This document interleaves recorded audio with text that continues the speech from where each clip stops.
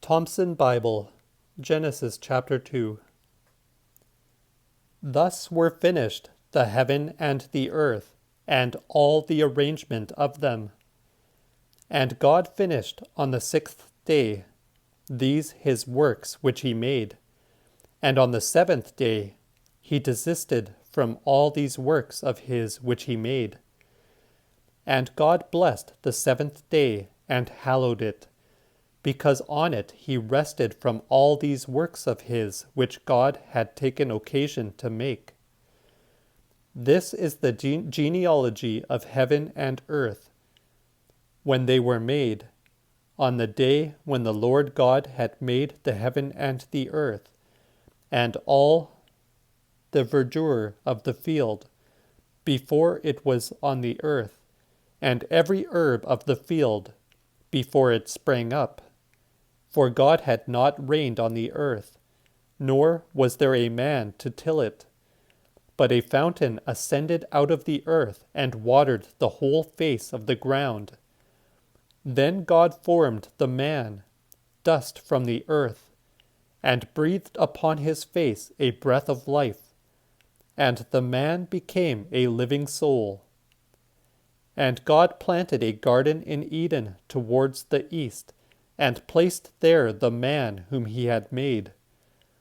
And God caused to spring up there also out of that ground every tree beautiful to the sight and good for food, and the tree of life in the middle of the garden, and the tree for the purpose of knowing what was to be known of good and evil. Now a river issueth out of Eden to water the garden. Thence it is divided into 4 heads. The name of the first is Pison. This is that which encircleth the whole country Evelat, where there is gold, and the gold of that country is good. There also is the carbuncle, and the Prasian stone. And the name of the second river is Gihon. This is that which encircleth the whole country of Ethiopia. And the third river is Tigris. This is that which floweth down over against the Assyrians. And the 4th river is Euphrates. And the Lord God took the man whom he had made, and placed him in this garden of pleasure, to work it and to watch.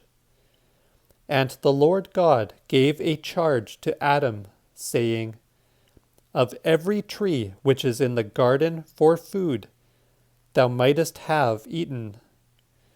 But from this tree, that you may know good and evil, you must not eat of it. On the day you eat of it, by death you shall die. Then the Lord God said, It is not good that the man should be alone. Let us make for him a helper correspondent to himself. Now God had also formed out of the earth all the beasts of the field, and all the birds of the air, and brought them to Adam to see what he would call them. And whatever Adam called every living creature, that was its name.